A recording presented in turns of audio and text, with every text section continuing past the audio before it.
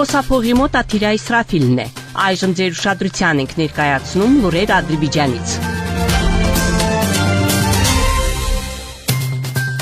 Նախագահ Իլհամ Ալիևը Ադրբեջանի Հանրապետության արտաքին գործերի նախարարության գործունեությունը ապահովելու միջոցների մասին հրամանագիր է ստորագրել։ Այս մասին տեղեկատվությունը տեղադրվել է պետության ղեկավարի պաշտոնական կայքում։ Դիվանագիտական ծառայության մասին օրենքի համաձայն նախարարների կաբինետին հանձնարարվել է 3 ամսվա ընթացքում պատրաստել եւ նախագահին ներկայացնել Ադրբեջանի Հանրապետության դեսպանատների, մշտական ներկայացուցիչների, հյուպատոսությունների եւ պատվավոր հյուպատոսների վերաբերյալ նոր կանոնադրության նախագծերը։ Բացի այդ, 1 ամսվա ընթացքում նախարարների կաբինետը պետք է պատրաստի եւ նախագահին ներկայացնի առաջարկություններ արտաքին գործերի նախարարությունում ծառայող դիվանագիտական ծառայության աշխատակիցների աշխատավարձերի չափի վերաբերյալ։ Պետության ղեկավարի հրամանագրով հաստատվել են նաեւ արտաքին գործերի նախարարության մասին կանոնակարգը եւ արտաքին քաղաքականության գերատեսչության կառուցվածքը։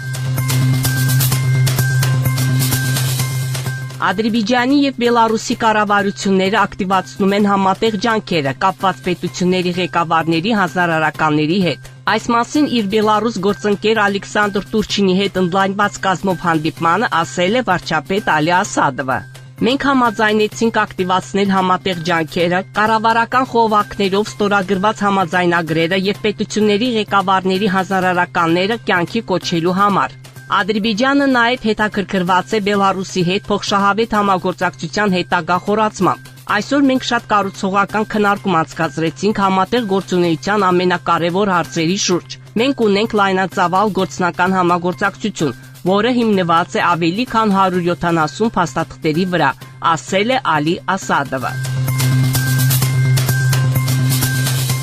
Բելարուսի եւ Ադրբեջանի միջև առկա է ռազմավարական գործընկերություն։ Այս մասին ասել է Բելարուսի վարչապետ Ալեքսանդր Տուրչինը վարչապետ Ալի Ասադովի հետ ընդլայնված կազմով հանդիպման ժամանակ։ Ես չեմ վախենում այս բառից, քանի որ մեր գործընկերությունը դիմացել է ժամանակի փորձությանը եւ մեր երկու առաջնորդների միջև հարաբերությունները դրա հստակ հաստատումն են։ Մեր հարաբերությունների անկյունակարը առևտրատնտեսական համագործակցությունն է, որը ընդգրկում է ոլորտների ամենալայն շրջանակը եւ շատ ինտենսիվ բնույթ է կրում։ Անցյալ տարի մեր փոխադարձ ապրանքաշրջանառությունը զգալիորեն աճել է եւ դա չի կարող չուրախացնել, ընդգծել է Ալեքսանդր Տուրչինը։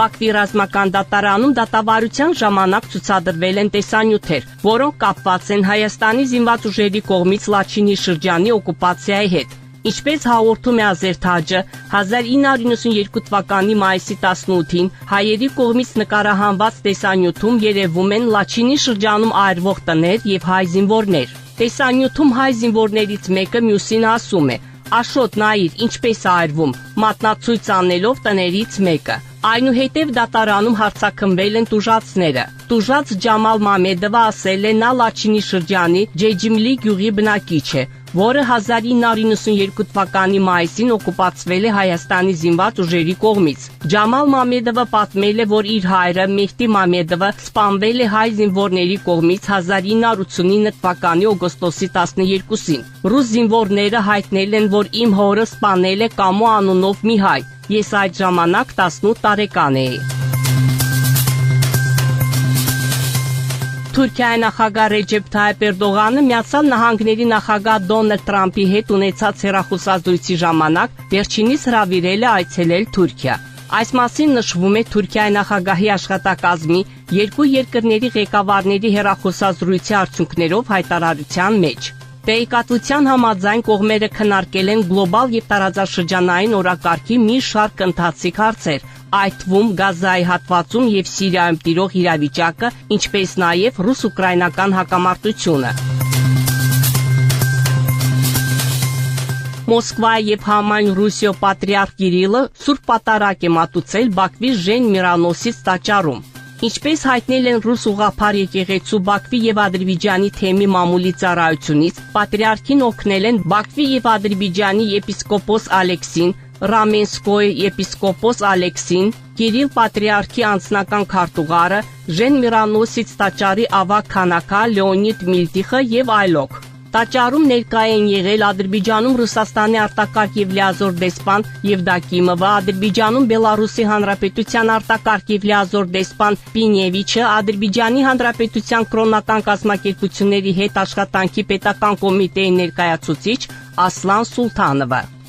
Դուք Բաքվից լսեցիք Ադրբեջանի ձայնը միջազգային ռադիոկայանի հայկական ծառայության վերջին լուրերը։ Մեր ունկնդիրներին հիշեցնում ենք, որ դուք հնարավորություն ունեք ձեր հարցերն ու առաջարկություններն ուղարկել մեր էլեկտրոնային փոստարկղ azradio@mail.ru։ Մեկ անգամ եւս կրկնում ենք մեր հասցեն azradio@mail.ru։ Սպասում ենք ձեր նամակների։